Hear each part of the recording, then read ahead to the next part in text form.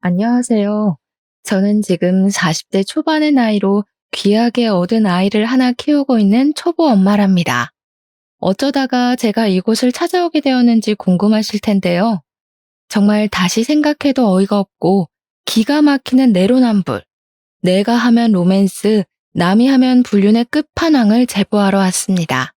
저도 맨날 당하기만 하다가 제대로 한 방을 먹이고 나니까 어디 가서 자랑이라도 하고 싶고 막 깔깔거리면서 비웃어주고 싶은데 마땅치가 않더라고요. 요즘은 남에게 제가 잘한 일을 말해봐야 기쁨이 두 배가 되는 것이 아닌 질투가 두 배로 늘어난다는 소리를 듣고 물어물어 이 소중한 공간을 찾아오게 되었습니다. 물론 제 사연이 어떻게 소개될지 여러분들에게 들려드릴 수 있는 이야기로 뽑히게 될지 잘 모르겠지만 그래도 글로 한번 풀어보고 나면 제 속이 시원해지지 않을까요? 처음 만남부터 끝까지 하나부터 열까지 전부 저와 맞지 않았던 어마어마한 그 여자에 대한 이야기를 한번 시작해 보도록 하겠습니다. 제 이야기를 들어보시고 세상에 이런 내로남불의 끝판왕이 있는 건지 공감 한번, 그리고 저에게 그동안 마음고생했겠다 하는 위로 한번 부탁드립니다. 다시 이야기를 꺼내보려고 하니 가슴이 무척이나 콩닥거려서 시작을 어디서부터 해야 할지 모르겠지만 일단 한번 한 글자 한 글자 풀어보겠습니다.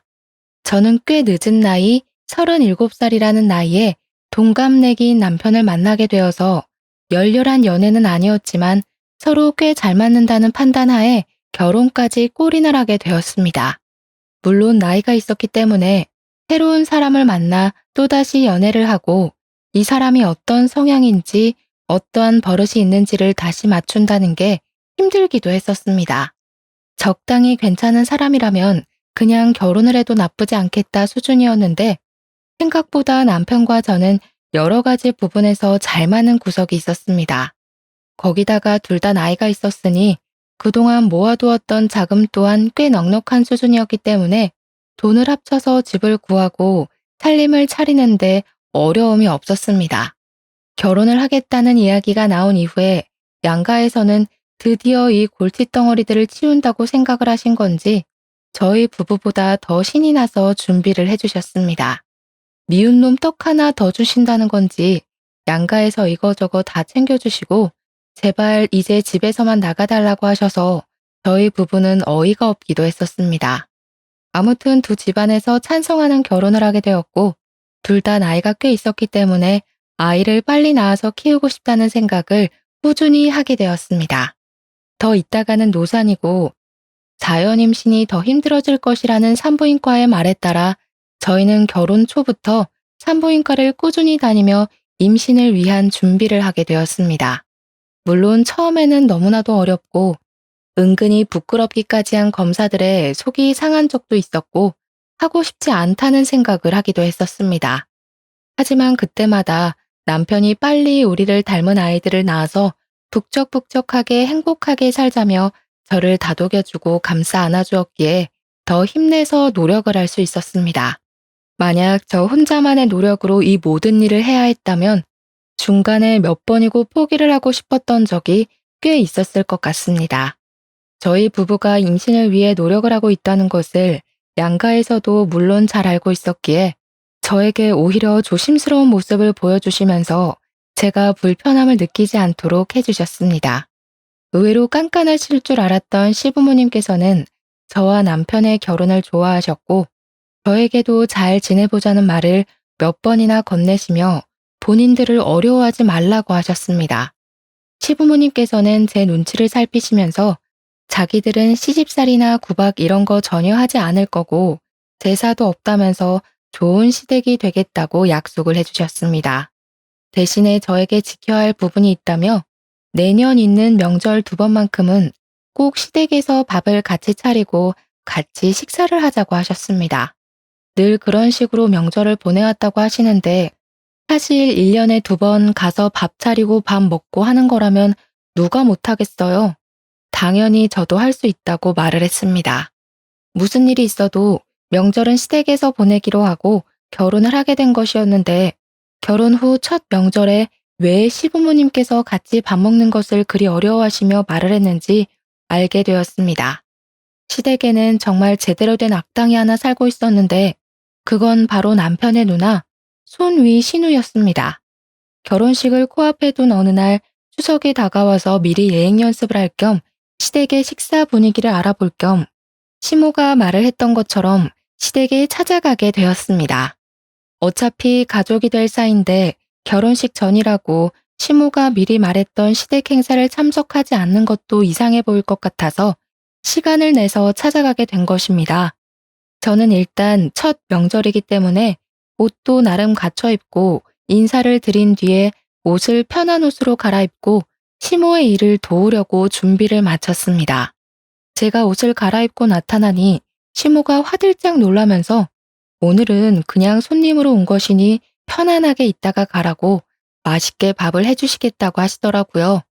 이왕 온 거 저도 시모를 도와서 일을 하겠다고 시모와 웃으면서 실랑이를 벌이고 있었습니다. 사실 제가 와서 어떻게 손님처럼 가만히 앉아서 차려주시는 밥상을 받아먹고 있기만 할 수 있겠습니까? 애초에 시댁에 방문을 한 이유도 시모를 도와서 일을 하려고 했었던 것이기 때문에 시모와 실랑이를 벌이며 주방 앞에서 투닥투닥 하고 있었습니다. 시모도 내심 기분이 좋은지 앉아있어라 오늘은 손님이다 하시면서도 적극적으로 저를 밀어내지 않으시더라고요. 그렇게 한참 대화를 나누면서 식사를 차릴 준비를 막 시작했는데 그때 잠옷 차림을 한 신우가 떡진 머리를 벅벅 긁으면서 방에서 걸어 나오고 있었습니다. 뭐야, 시끌시끌하길래 밥 다 된 줄 알았더니 밥 안 됐어? 신우가 인상을 팍 쓰면서 하품을 찍 하는데 눈앞에 저는 보이지 않는 건지 제가 약간 민망한 기분을 지우지 못한 채 신모와 신우를 번갈아 가면서 보았습니다. 신모는 그런 신우의 꼬락서니가 익숙하다는 듯이 작게 한숨 한 번 쉬고는 아직 밥 안 됐다고 이제 준비를 할 예정이라고 말을 했습니다. 배고파 죽겠는데 이제야 밥을 차린단 말이야? 미리미리 좀 해놓지. 마치 아랫사람을 시키듯이 비아냥거리면서 말을 하는 신우가 곱깝게 보이긴 했지만 제가 손아랫 사람이니까 신우를 마냥 무시하고 신우를 도와 일을 할 순 없지 않겠습니까? 신우의 꼬락서니가 영 별로였지만 안녕하세요 하고 인사를 드렸습니다. 신우가 남편보다 2살이 많았기 때문에 저랑도 2살 차이가 났거든요.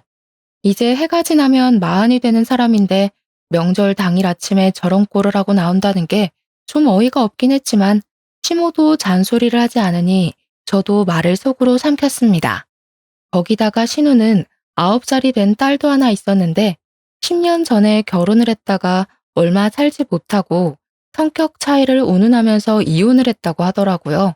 이혼을 한 이후에 오갈 곳도 없고 신우가 일을 하는데 딸을 맡아줄 사람이 없다고 하면서 시댁에 눌어붙기 시작했던 것이 아직까지도 이어지고 있는 중이었습니다.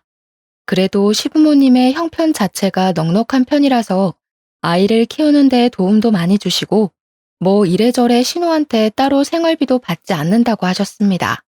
신우가 무슨 일을 하는지 꽤 궁금해서 남편에게 물어본 적이 있었는데 자기 말로는 프리랜서 방송 작가로 일을 하고 있다고 말을 하고 다닌다고 하더라고요. 하지만 오랜 시간 신우를 지켜본 남편의 말로는 일을 하는 모습을 거의 본 적이 없다면서 도대체 어떤 방송 작가로 일을 하고 있는지 궁금하다 했습니다. 신우가 대본을 쓰는 작가라고 하니 밤낮이 바뀌는 것도 슬쩍 이해가 가긴 했어요. 원래 글이라는 게 이상하게 밤에 쓰면 감성이 촉촉하게 묻어나잖아요. 신우에게 인사를 한 이후에 신우가 저를 아래 위로 한번 슬쩍 보더니 왔어? 하고 더 이상 말을 하기를 거부하는 건지 부엌에서 딴청을 부리더라고요. 저는 그래도 신우랑 잘 지내고 싶은 마음도 있었고 아무래도 결혼 직전이니까 일부러 더 살갑게 신우에게 말을 붙였습니다. 신우, 방송작가 일은 잘 되고 있으세요? 나중에 어떤 작품인지 알려주세요. 본방사수 할게요. 왜? 내가 집에서 놀고 먹기만 하는 것 같아? 내 작품은 굳이 올케가 안 봐줘도 잘 되니까 괜찮아. 저는 그냥 인사치레로 물어본 말이었는데 신우가 너무 날선 반응을 하는 것 같아서 솔직히 조금 멈칫하기도 했습니다. 제가 순간 기가 죽어서 아무 소리도 하지 못하자 시모가 신우에게 잔소리를 하셨습니다. 그냥 가족이 될 아이가 궁금해서 물어본 거 가지고 날선 반응을 하고 있냐면서 우더른이면 우더른답게 행동을 해야 한다고 말입니다. 신우는 그 소리조차 듣기 싫었는지 신경질을 한번 부리더니 방 쪽으로 걸어가더라고요. 사실 제가 고등학교 시절부터 대학을 졸업할 때까지 문학 동아리에서 활동을 했었기 때문에 또 글밥이랑은 아주 인연이 깊은 사람이거든요. 저도 한때는 작가가 꿈이었을 정도로 글 쓰는 것을 좋아하기도 했고 글을 곧잘 써내려가던 사람이었기 때문에 신우의 직업이 친숙하기도 하고 부럽기도 했습니다. 제 주위에 작가로 일을 하고 있는 동기들도 있고 해서 신우의 작품이 궁금하기도 했고 신우와 함께 공감대를 형성할 수 있을 거라고 생각을 했었기에 말문을 열었던 것입니다. 하지만 신우는 제가 신우에게 빈정거린다고 느꼈었나 봐요. 같은 말이라고 해도 제가 해서 그렇게 더 받아들인 건지 뭔지 제가 너무 당황을 한 나머지 신우에게 오해를 쌓은 것 같은 기분이 들어서 신우에게 서둘러서 오해를 풀기 위해 말을 했습니다. 그런 의미 아니었어요, 신우. 그냥 신우랑 친해지고 싶어서. 내가 그 시커먼 속을 모를 줄 알고 그래? 나는 집에서 놀고 먹는 것 같아서 무시하는 거잖아. 회사 다닌다고 유세를 떠는 거야, 뭐야? 내가 요즘 드라마 대본 기가 막힌 거 하나 쓰고 있는데 대박 나면 다들 국물도 없을 줄 알아. 그러면서 사춘기 아이처럼 방문을 쾅 닫고 들어가는 것이 아니겠습니까? 시모와 저는 황당함을 감추지 못하고 어색하게 다시 요리를 하려고 재료를 손질하고 있는데 그때 갑자기 신우 방문이 열리더니 신우가 시모를 향해서 소리를 한 번 더 지르더라고요. 밥 다 되면 나 빼고 먹을 생각하지 말고 나 불러. 진짜 기가 막히고 코가 막힌다는 말이 어디서 유래되었는지 느껴질 정도로 신우의 행동은 어린아이보다 더 철이 없고 황당했습니다. 시모도 그런 신우가 부끄러운 건지 괜히 제 눈도 못 마주치시고 밥이나 차리자고 하시면서 허둥지둥 움직이시더라고요. 저 같아도 나이 마흔 먹은 딸이 저러면 그럴 것 같았습니다. 사춘기에 다다른 청소년기 학생도 아니고 나이 마흔이면 사실 이제는 갱년기에 더 가까워질 나이에 접어드는 건데 어찌 그리 생각이 없는지 말입니다. 천사 같은 시모 밑에서 저런 막장인 사람이 태어났다는 것도 신기할 따름이었습니다. 저는 뭐 일부러 못 들은 척 모르는 척 시모를 도와 상을 차렸습니다. 대충 식사를 다 차리고 나서 식구들을 부르고 마지막으로 신우까지 불러서 식탁에 둘러앉아 밥을 먹기 시작했는데 다들 반찬 맛있다며 칭찬을 해주셨습니다. 시부께서는 시모의 음식 솜씨가 워낙 좋지만 며느리가 거들어서 그런지 더욱 맛있는 것 같다고 일부러 제 칭찬을 더 해주시면서 분위기를 끌어올리셨습니다. 시모도 맞장구를 쳐주시면서 늘 혼자 준비해서 심심했는데 며느리가 오니까 복작복작하게 느껴지는 게 훨씬 수월하고 좋았다며 저를 예뻐해 주셨고요. 시부모님 두 분이 저를 칭찬을 해주시니 저도 기분이 좋아져서 남편이랑 웃으면서 밥을 먹고 있었는데 오로지 딱 한 사람, 신우만이 불퉁한 얼굴로 앉아서 밥을 먹더라고요. 이거는 뭐 흉도 아니긴 하지만 저희 신우 풍채가 진짜 남다르게 좋은 편이거든요. 키는 전혀 큰 편이 아닌데 몸무게는 엄청나게 많이 나가는 사람이었습니다. 신우가 밥을 많이 먹는다는 것을 아는 시모가 고봉밥을 산더미처럼 퍼서 줬는데 사실 저는 그 밥을 보고 이걸 누가 다 먹냐고 엄청나게 놀랐었어요. 이걸 사람이 한 끼에 다 먹을 수 있다고요? 할 정도로 밥을 꾹꾹 담아서 퍼주었음에도 불구하고 신우는 밥이 부족하다면서 밥솥을 여는 게 아니겠습니까? 그런데 시무랑 저랑 밥을 할 때 밥이 애매하게 남으면 꼭 찬밥이 된다고 인원수 딱 맞춰서 밥을 하자고 하셔서 밥이 밥솥에 남아있는 게 없었습니다. 마지막 쌀 한 톨까지 싹싹 긁어서 신우의 밥그릇에 전부 올려놨기 때문이었죠. 거기다가 그 정도 밥 퍼줬으면 충분은 무슨 넘친다고 생각을 했고요. 신우가 밥솥에 밥이 없자 신경질을 확 내면서 저를 째려보는 게 아니겠습니까? 저는 왜 저한테 불똥이 튀는지 알 수 없었습니다. 일부러 밥 적게 한 거야? 나 배고프라고? 당장 쌀 씻어. 밥해. 밥을 먹다 말고 밥을 또 하라고요? 이거 먹고 누구 코에 붙여? 즉석밥 같은 것도 없어 집에? 도대체 우리 집엔 있는 게 뭐야? 그러더니 제 남편을 보고 나가서 즉석밥이라도 사오라고 신경질을 부리는 게 아니겠습니까? 오죽하면 시부모님도 황당했는지 일단 앉아서 있는 밥이나 다 먹고 말을 하라면서 신우를 말렸습니다. 지금 마누라 앞이라고 무게 잡는 거야 뭐야? 나 이걸로 모자라다니까? 명절날 점심부터 이게 뭐 하는 짓이야? 나이를 먹었으면 철이라도 들어야지. 그냥 있는 밥이나 다 먹어. 남편도 지지 않고 신우에게 모진 말을 뱉더라고요. 저는 가운데서 시부모 눈치 보랴 남편 눈치 보랴 새우등 터지는 꼴로 앉아서 깨작깨작 밥을 먹고 있었습니다. 신우는 가족들이 본인의 편을 들어주지 않고 계속 무시를 하자 그게 분했는지 뭔지 갑자기 숟가락을 탁 내려놓고는 방으로 들어가더라고요. 먹는 걸로 치사하게 군다 진짜. 더러워서 안 먹어. 신우가 들어가고 나서 신우 밥 공기를 보니까 깨끗하게 싹싹 비워냈더라고요. 방으로 들어간 신우는 가족들이 식사를 마칠 때까지 나오지 않았습니다. 시부모님도 민망한지 고개 푹 숙이고 식사를 하시는데 여념이 없었고 남편만 혀를 끌끌 차면서 방으로 들어간 신우를 째려보더라고요. 으유, 저 화상. 저것도 누나라고. 설거지하기 싫으니까 술을 쓰면서 들어가네. 불편하고 어색한 분위기 속에서 밥을 다 먹고 설거지까지 시무랑 저랑 오순도순 해치운 다음에 다 같이 앉아서 과일을 깎아 먹을 준비를 하고 있었습니다. 그런데 우리끼리 과일을 깎아 먹으려고 하니까 방에 들어가 있는 신우가 은근히 신경 쓰이고 불편하지 않겠습니까? 결국에는 제가 신우 방에 노크를 하고 같이 과일이나 먹자면서 신우를 불렀는데 신우가 불퉁한 표정으로 방문을 열더니 저에게 그러더라고요. 과일? 나는 과일 같은 건 헛배 불러서 별로 안 좋아하는데. 빵 없어? 롤케이크 같은 거라도 사서 왔어야 하는 거 아니야? 어떻게 된 게 내 동생이나 올케나 이렇게 센스가 하나도 없을 수가 있지? 제가 쏟아지는 질책에 어이가 없어서 이걸 들이받아야 하나 말아야 하나 고민을 하고 있는데 신우가 피식 웃더니 저한테 그러더라고요. 보통 이 정도 하면 나가서 사오던데 눈치가 없는 편이구나? 나는 우유크림 들어있는 게 좋더라. 누나는 손이 없어 발이 없어? 애도 엄마랑 아빠가 다 봐주고 누나는 방에서 뭐 한다고 그렇게 바빠? 내가 잘 나가는 드라마 작가 되면 알짤없어? 진짜 두고 봐. 그러더니 다시 한번 방문을 쾅 닫더라고요. 진짜 시부모님이 안쓰럽게 여겨질 정도로 신우의 행동은 어처구니가 없었습니다. 근데 뭐 시부모조차도 그런 신우를 포기하고 아무 말도 하지 않는데 제가 나서서 2살이나 위인 신우한테 한마디 할 수 있는 상황도 아니지 않겠습니까? 저는 이 모든 것들을 꾹꾹 눌러 참고 언젠가 기회가 오면 신우에게 한마디 크게 해줘야겠다 생각을 하고 마음에 담아두고 있었습니다.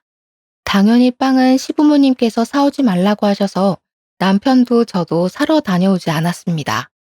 빵까지 사오라고 했으면 참지 못하고 한마디 했을지도 모르겠어요.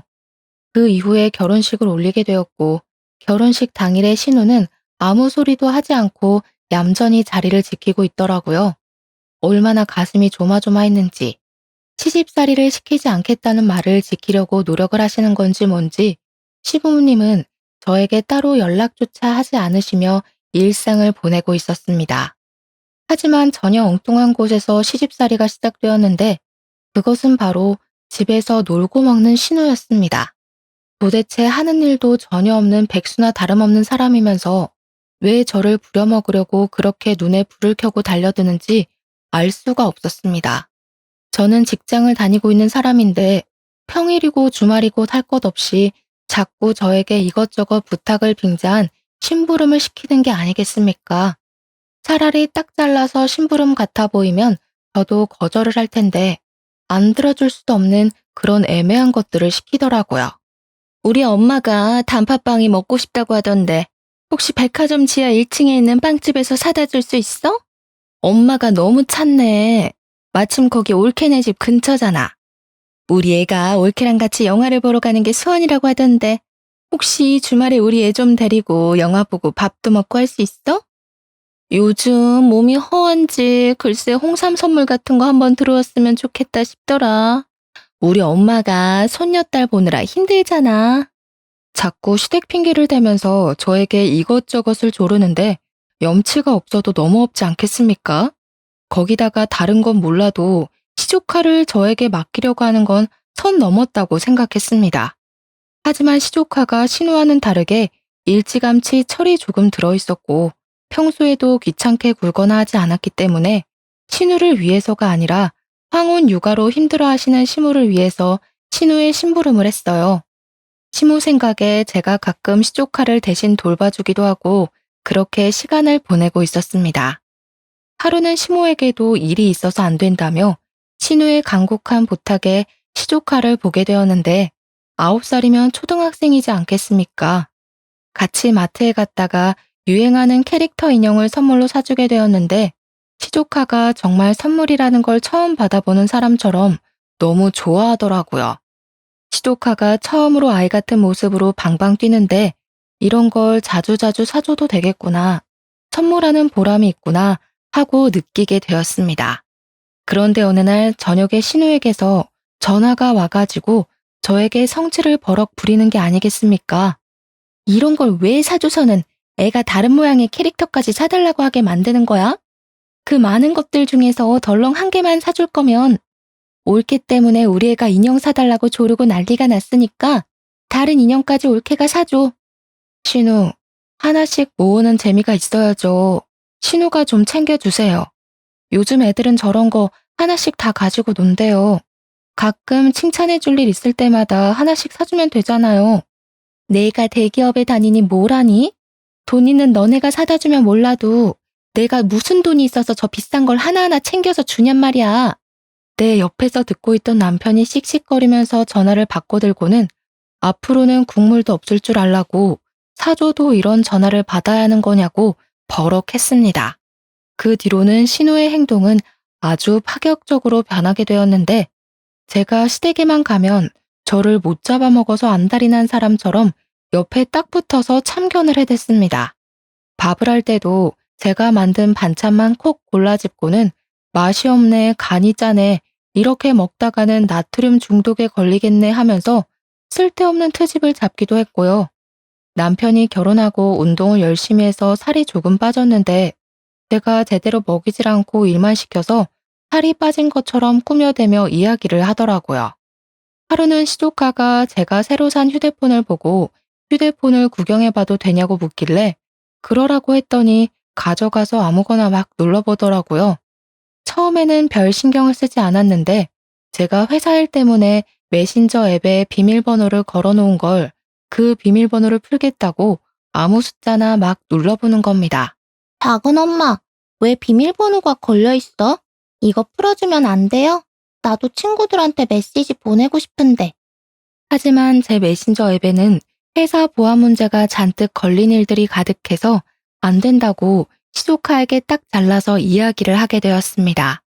사실 메신저 앱 말고 그냥 일반 문자 메시지 써도 되는 일이기 때문에 시조카를 설득하려고 했는데 신우가 그걸 보더니 바로 시부모 앞에서 비아냥거리더라고요. 옳게, 수상하게 왜 비밀번호를 걸어서 메신저를 못 쓰게 해? 혹시 바람이라도 피우는 거 아니야? 어디 한번 풀어봐. 우리 구경이나 하자. 바람 피우는 거면 어떡해. 아직 결혼한 지 1년도 안 됐는데. 알고 보니 전 남자친구들이랑 연락하고 지내는 거 아니야? 신우, 그게 무슨 소리예요. 저 그런 적 한 번도 없고 회사 보안 문제 때문에 어쩔 수 없이 걸어둔 거예요.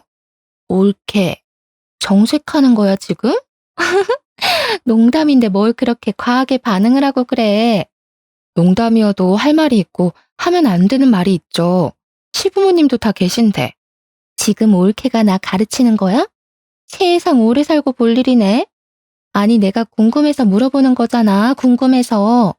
혹시 바람이라도 피우고 있으면 우리 동생은 낙동강 오리알 되는 건데 안 그래? 그러게 왜 의심스럽게 메신저 앱만 비밀번호를 잠가놨냐 이거지. 회사 보안 문제 때문이라고 말씀드렸잖아요. 세상에 어느 회사가 이런 메신저로 일거리를 주고받아? 다 회사 이메일이나 그런 거 쓰는 거 아니야? 자꾸 숨기니까 더 의심되네. 어디 한번 까봐. 신우가 자꾸 말도 안 되는 트집을 잡으면서 요구를 하니까 한번 보여줄까 하는 생각이 들다가도 열이 받아서 보여주고 싶지 않더라고요.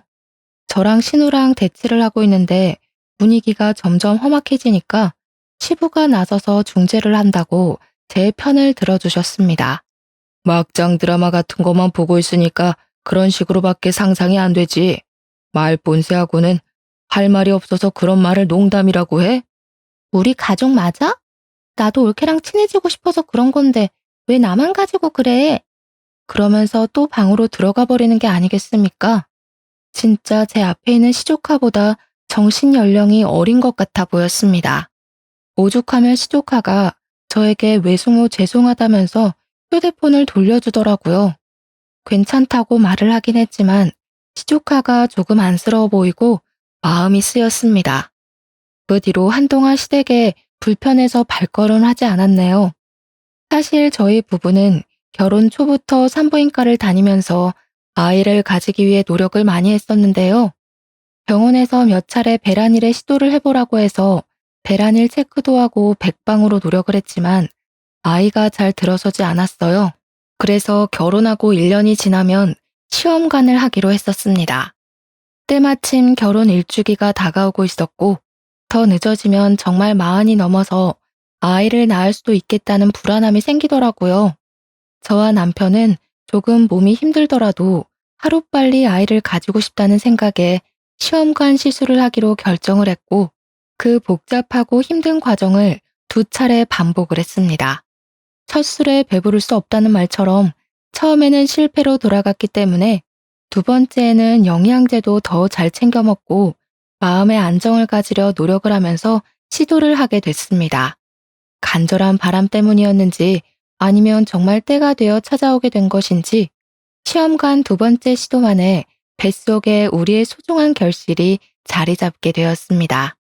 저는 안정기가 올 때까지 시댁과 친정에 알리지 않았고 병원에서도 착상이 잘 되었지만 임신 10주가 넘어갈 때까지는 조심하라고 해서 정말 조심하면서 지냈습니다. 당연한 수순으로 아이를 위해 저는 회사에도 사표를 내게 되었고 그렇게 뱃속에 자리 잡은 아이가 무럭무럭 자랄 때까지 꼼짝도 하지 않고 지냈습니다. 그 덕분에 아이는 건강하게 매주 자라났고 저는 그제야 시댁과 친정에 알렸으며 양가에서는 눈물을 줄줄 흘릴 정도로 너무 좋아하셨습니다. 엄마가 된다는 것은 또 새로운 경험이었기 때문에 정말 공부할 것이 많아서 하루 종일 집에서 태교에 힘쓰고 육아에 대한 공부를 하면서 하루하루를 보냈습니다. 하지만 신우는 제가 임신한 것이 불만이었는지 뭔지 대놓고 말을 못하지만 은근히 구시렁거리더라고요. 저는 아이에게 좋은 것만 들려주고 싶어서 시댁의 발길을 끊었습니다. 당연히 이 부분은 시부모님께서도 양해를 해주셨기 때문에 가능한 일이었습니다. 아이를 출산한 이후에는 정말 육아가 지옥이라는 말이 왜 생겼는지 알 수 있을 만큼 정신없는 나날을 보내게 되었습니다.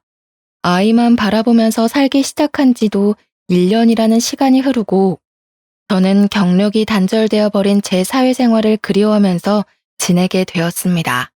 물론 아이를 본다는 것은 너무 행복하고 기쁜 일이긴 했지만 그래도 저만의 목표라는 게 존재했는데 그 꿈을 다 이루지 못하고 출산과 육아를 위해 내려놨어야 했으니까요. 은근히 쳇바퀴처럼 돌아가는 일상에 무료함을 느끼고 바쁘게 사회생활을 하는 남편이 부럽게 느껴질 때쯤 저에게 우연치 않은 기회가 찾아왔습니다. 어느 날 대학 동아리를 같이 했던 선배에게 연락이 오게 되었는데 제가 대학 시절에도 문학 동아리에서 활동을 했었거든요. 저에게 요즘 뭐 하고 있냐고 애 키우느라 바쁘냐고 물어보시길래 바쁘긴 하지만 이제 조금 여유라는 것도 생기고 그럭저럭 살만하다고 말을 했습니다. 저에게 일은 하지 않고 지내냐고 조심스럽게 물어봐서 일을 그만두게 되었다고 했더니 잘 됐다고 박수를 짝 치는 게 아니겠습니까? 내가 요즘 단편 드라마 대본을 쓰고 있는 중이거든? 근데 혼자서 쓰는 게 너무 힘들더라고. 요즘은 대본도 다 그룹으로 무리지어서 아이디어 쪼개서 쓰는 거 알지? 그래서 하는 말인데 나랑 같이 일해볼 생각 없어? 가끔 미팅만 하면 되고 집에서 여유로울 때 일하면 되는 거라. 제가 그걸 할 수 있을까요? 어려울 거 없어. 내가 드라마 쪽은 몇 편 손을 본 게 있어서 이제 제대로 내 이름 걸고 해보려고 하는 거라 많이 어렵진 않을 거야. 어차피 재택근무로 일을 할 수 있는 것이고 저도 아이가 자는 시간 동안에는 시간이 남으니까 가능하겠다 싶은 생각이 들었습니다. 거기다가 일이라는 걸 해야 몸이 조금 더 활동적으로 쓰일 것 같다는 마음에 선배에게 잠시 고민을 하다가 하고 싶다고 말을 하게 되었습니다. 남편도 제 결정에 힘을 실어주면서 아이가 자는 시간뿐만 아니라 자기가 퇴근하고 돌아오면 애를 봐주겠다고 한번 해보라고 하더라고요. 막상 일을 시작하기 전에는 제가 과연 이런 일을 잘할 수 있을까 걱정이 앞섰는데 일을 하니까 아이디어가 마구마구 샘솟는 게 아니겠습니까? 제가 왕년에 쓰던 실력들이 죽지 않아서 그런 건지 아니면 결혼 후에 신우 덕분에 막장을 많이 겪어서 그런 건지 모르겠지만 말입니다. 선배가 쓰는 드라마 대본에 찰지게 대사를 팍팍 붙여 넣어가며 막장을 더 막장처럼 만들었더니 선배가 진짜 이런 생각은 어떻게 하는 거냐고 존경하더라고요. 차마 우리 신우 덕분에요 라고 말은 못하고 상상의 나래를 펼쳤다고 말을 했죠 뭐.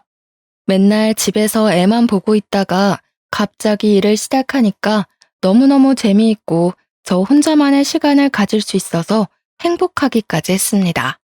제가 즐거워하는 걸 보고 남편도 시댁에 가서 이야기를 했고 시부모님께서도 너무 잘 됐다고 응원을 해주셨는데 신우가 갑자기 버럭했다는 겁니다. 글 쓰는 게 애들 장난처럼 쉬운 줄 아나? 뭐 그렇게 쉽게 한다고 난리들인지. 이러니까 작가들이 다 욕먹는 거야. 퀄리티가 별로라고. 신우는 아마 제가 신우랑 같은 직종으로 일을 하게 된 것에 대한 질투심 혹은 자격지심 같은 게 있는 것 같아 보였습니다. 아무튼 제가 도운 선배의 대본이 대형 방송사랑 계약을 하게 되면서 선배가 신인 작가로 이름을 알리게 된 아주 좋은 기회가 되었습니다. 저한테 대사를 찰지게 써주어서 계약이 된 것 같다면서 명품 선물도 보내주고 남편도 저에게 작가님하고 부르면서 축하한다고 말을 해주었습니다. 시댁 친정에서도 드라마 계약 소식을 전해 듣고 대견하다고 해주었는데 유일하게 신우 한 명만 배알이 꼬여서 어쩔 줄 몰라 하더라고요. 이유야 뭐 뻔하지 않겠습니까? 자기도 방송 작가라고 말을 하고 다니는데 제대로 이름을 날린 게 한 편도 없으니까요. 올케 이름으로 들어간 작품도 아닌데 작가님은 무슨. 다들 뭐 그렇게 비행기를 띄우고 그래? 허세 부리지 마. 저게 뭐 대단한 건 줄 알아? 나도 다른 유명 작가한테 묻어가면 시청률 1위 찍는 대본? 그거 우습게 쓰지. 속으로 우리 선배도 유명 작가 아니고 이제 막 첫 작품을 시작한 신인 작가라고 말을 하고 싶었지만 그래봐야 거품 물고 있는 신우랑 머리채 뜯기밖에 더 하겠나 싶었습니다. 한 번이라도 곱게 칭찬을 해줬으면 저도 기분 좋았을 텐데 시기 질투가 워낙 심해서 뭐 바라지도 않았어요. 그렇게 1년 반이라는 시간이 더 지나고 드라마 첫 화가 반영되는 날을 기념해서 시댁에 다 같이 앉아서 TV를 보기로 했습니다. 솔직히 저는 그냥 대사만 거들었던 드라마였지만 시부 시모가 너무너무 재미있다면서 엄청나게 집중을 해서 드라마를 시청해 주시더라고요. 그런데 첫 화에서 남자 주인공이 불륜을 피우는 장면이 나오는데 그걸 보더니 신우가 콧방귀를 끼면서 시비를 걸고 넘어지는 게 아니겠습니까? 올케, 진짜 바람 피우는 거 아니야? 대본을 어떻게 저렇게 쓸 수 있지? 하루 이틀 해본 솜씨가 아닌 것 같은데? 그러면서 제 남편을 보면서 이렇게 이야기를 하더라고요. 동생아, 이 누나 말 잘 들어. 저런 경험이 없으면 대본도 쓸 수가 없는 거야. 예전에 올케가 휴대폰에 메신저도 숨기고 하던 거 기억하지? 올케가 남자 만나고 그러고 다니는 거 아니야? 우리 동생 진짜 조심해야겠다. 그러면서 제 불륜을 다시 한번 의심하는 게 아니겠습니까? 속에서 뜨끈뜨끈한 열불이 막 올라오더라고요.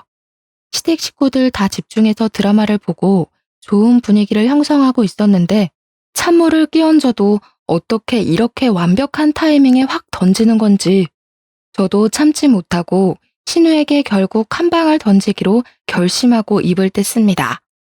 아, 작가의 경험이 대본에 녹아드는 거라고 하셨죠? 그럼 형님도 지금 쓰시고 있는 대본 다 형님 경험이신 거예요? 신우 얼굴이 순식간에 새하얗게 질리는 게 아니겠습니까? 사실 지난 명절에 신우가 시켜서 시댁 구석구석 청소기를 돌리고 신우 방에도 청소기를 돌려주겠다고 들어간 적이 있었습니다. 그때 우연치 않게 켜져 있는 노트북을 발견했고 대본이 쭉쭉 써져 있는 걸 봤는데 저장을 해두지 않았더라고요. 혹시 제가 청소하다가 건드리기라도 할까봐 저장 버튼을 눌러주었습니다. 그러다가 정말 의도치 않게 신우가 쓴 대본을 몇 줄 읽게 되었는데 내용이 정말 저급한 삼류소설이 따로 없다 싶을 정도로 구렸습니다. 읽어보니까 여자 주인공이 남편 몰래 바람을 피워서 이혼을 당하고 사는 이혼녀의 내용이었는데 이혼 후에 만난 여러 남자들에 대한 이야기를 시나리오 형식으로 써놨더라고요. 이 내용만 봐도 어떤 건지 딱 감이 오지 않겠습니까? 바로 신우가 일기처럼 본인 경험에 대해 줄줄 늘어놓은 것이구나 하는 생각이 들었습니다. 그래서 저는 드라마가 끝나기 무섭게 TV를 끄고 시부모님이 듣고 계신 자리에서 당당하게 다 말을 했습니다. 신우, 저 정말 궁금해서 그러는데 혹시 바람 피워서 이혼당하신 거예요? 예, 아니야. 그 썩을 사위놈이 바람을 피워서 이혼한 거야. 세상에 어떻게 지처를 두고 바람을 피우는 짓을 할 수가 있는지. 엥? 어머님, 잘못 알고 계신 것 같아요. 형님이 좀 전에 그랬잖아요. 작가는 경험에서 어우러진 내용을 쓴다고요. 제가 저번에 본 형님 대본에는 주인공이 딴 남자랑 바람 피워서 이혼당한 싱글맘에 대한 내용이던데요. 아, 그리고 제가 정말 몰라서 물어보는 거예요. 거기에 호프집에서 만난 키가 185cm인 남자에 대해 써져 있던데 신우가 혹시 이번 주에 외박하지 않았어요?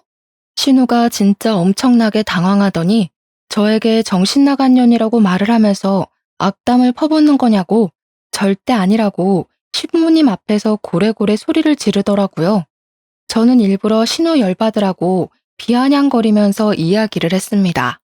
아, 아니면 말고요. 저도 농담이에요. 뭘 그렇게 발끈까지 하세요? 그냥 형님도 작가시니까 본인 경험이 대본에 적혀있진 않을까 확인차 물어본 건데 그렇게 화를 내시니 더 의심스럽네요? 제가 일부러 억지 웃음을 지으면서 말을 하는데 남편이 그 분위기에서 아주 조용히 입을 열었습니다. 사실 누나가 바람 피운 거 맞잖아. 엄마 아빠, 사실은 누나가 바람 피워서 이혼당한 거 맞아. 내가 몇 년 전에 누나 이름으로 온 이혼소송장 읽어봐서 알아. 누나가 잘못해서 이혼당한 거야. 그 순간 분위기가 싸해지더니 시모가 갑자기 머리를 부여잡고 목소리를 내시면서 주저앉으시고 시부는 신우한테 그게 사실이냐고 추궁을 시작하셨습니다. 신우가 처음에는 허옇게 질려서 아무 말도 못하더니 다 들켰다는 생각이 들었는지 조금은 뻔뻔할 정도로 순순히 맞는다고 대답을 했습니다. 그러니 시부가 부들부들 떨리는 몸을 하고서 신우에게 분노를 억누르고 말을 하시더라고요. 너 여태 거짓말한 거야? 어떻게 부모를 속여? 왜 애꿎은 사위 욕을 하게 만들어? 넌 네 딸 보기 부끄럽지도 않냐? 철이 없어도 어쩜 이렇게 철이 안 들어? 언제까지 부모가 네 그늘막이 되어줄 것 같냐? 너 안 되겠다. 이게 진짜 오냐오냐 해주니까 당장 이 집에서 나가. 네 딸 데리고 나가서 스스로 돈 벌어서 살아. 이제 스스로 알아서 살라는 말에 신우가 기겁을 하더니 그때부터 무릎을 꿇고 시부 다리를 붙잡고서는 한 번만 살려달라고 울고불고 하더라고요. 아빠 딸 쫓아내면 진짜 노숙자가 될지도 몰라. 진짜 한 번만 살려줘. 시부와 시모는 꿈쩍도 하지 않았는데 그 순간 방에서 자고 있는 시조카가 소란스러웠는지 깨서 나오더라고요. 시조카에게 다시 방으로 들어가라고 말을 하려는 순간 진짜 신우년이 답도 없는 소리를 한 건지 시조카가 멍한 얼굴로 신우에게 물어보더라고요. 엄마가 바람 피운 거야? 시조카가 눈물을 뚝뚝 흘리면서 신우에게 질문을 하는데 온 가족이 아무 말도 하지 못하고 입을 꾹 다물었습니다. 초등학생이니까 이미 알 건 다 아는 나이 아니겠습니까? 신우는 시조카에게도 가스라이팅을 했던 것이었습니다. 바람 피운 아빠가 나쁜 놈이라고 다시는 아빠를 볼 생각도 하지 말라고 애한테 무한히 세뇌를 시켜놨던 것입니다. 시조카가 나오자 신우는 오히려 위기를 기회라고 생각을 한 건지 뭔지 정말 나쁜 년처럼 시부에게 강짜를 놓더라고요. 우리 딸이 밖에서 거짓소리를 들어도 상관없다는 거야? 아빠, 진짜 우리 내쫓으면 안 돼. 아빠가 안 도와주면 우리 딸 밥도 제대로 못 챙겨 먹일 거고 새 옷도 못 사주고 할 텐데 그럼 친구들 사이에서 당연히 왕따를 당하지 않겠어? 아빠는 손녀딸이 그런 취급당하면 좋겠냐고. 야, 너는 뭘 울고 있어? 빨리 할아버지 잘못했어요 하고 빌어. 신우가 시조카의 팔을 흔들자 시부가 더 열이 받은 건지 갑자기 손을 들어 올려 신우의 귀싸대기를 날려버렸습니다. 넌 너의 잘못과 거짓말로 자식이 지 친아버지도 못 보고 사는데 뭐가 어쩌고 어째? 나한테 빌어? 인연이 정신 못 차렸지? 그러더니 풍채 좋은 신우를 붙잡고는 주방 가위를 들고 와서 제대로 감지도 않은 신우의 치렁치렁한 긴 머리를 확 잘라버리는 것이 아니겠습니까? 그리고 신우 지갑을 가져와 시부가 준 카드들도 죄다 잘라버렸습니다. 오늘부터 너는 내 딸 아니다. 이 집에서 나가. 나가서 죽든 살든 내 알 바 아니다. 신우가 잘못했다고 하면서 엉겨붙으면서 울었지만 그날 바로 시부는 신우를 쫓아냈고 시조카는 신우의 전남편에게 보내버렸습니다. 시조카가 사실은 자기 친부를 엄청나게 보고 싶어 했더라고요. 시부는 전사위에게 진심으로 사과하고 그동안 오해를 했음을 말했다고 했습니다. 손녀가 아빠를 많이 보고 싶어 한다고 말을 전하니 신우 전남편이 다음날 바로 시댁에 찾아와서는 시조카를 데리고 갔다고 하더라고요. 순식간에 정리가 되어버린 시댁 덕분에 싹수 없는 신우는 이제 시댁에서 더 이상 볼 일이 없어졌고 시부모가 저희에게도 신신당부를 했습니다. 신우 이야기를 하지도 말고 신우 연락도 절대 받아주지 말라고요. 그렇게 6개월이라는 시간이 지났고 추석이 다가오게 되었습니다. 상을 차리기 위해서 시모와 함께 장을 보러 갔는데 어디로 갈까 하다가 평소에는 잘 가지 않는 창고형 대형마트에 가게 되었습니다. 그런데 거기서 아주 충격적인 장면을 목격했지 뭡니까? 바로 시식 코너에서 땀을 뻘뻘 흘려가면서 떡갈비를 굽고 있는 신우를 발견하게 된 것입니다. 신우가 멀뚱히 서서 신우를 바라보고 있는 저희를 보자마자 눈물을 글썽이면서 시모에게 엄마 하면서 울더라고요. 시모는 두 다리가 굳은 사람처럼 가만히 서 있길래 저는 어찌해야 할 바를 몰라서 눈치를 보고 있었는데 그 순간 시모가 차갑게 말을 뱉더라고요. 너도 이제 네가 스스로 돈 벌어서 살아야지. 떡갈비 열심히 굽고 팔아라. 저는 그래도 자기 배로 낳은 딸인데 단호하게 반응하는 시부모의 모습에 감탄을 하게 되었습니다. 저야 뭐 당연히 시댁에서 여전히 예쁨을 받으면서 잘 지내고 있고 선배의 다음 드라마 대본까지 함께 집필을 하게 되었습니다. 이번에는 제 이름까지 넣어주겠다고 했으니 조만간 드라마 대본 한 편에 제 이름이 올라가는 일도 생기지 않을까 싶습니다. 어쨌든 간에 스스로 나락에 가게 된 우리 신우가 문득 떠오르는 밤이라 일하다 말고 이렇게 찾아와 사연을 남기고 갑니다. 이래서 사람이 착하게 사는 게 중요하다고 하나 봐요. 여러분들도 남에게 상처 주는 말은 멈추시고 나 자신을 사랑하며 살길 바라겠습니다. 감사합니다.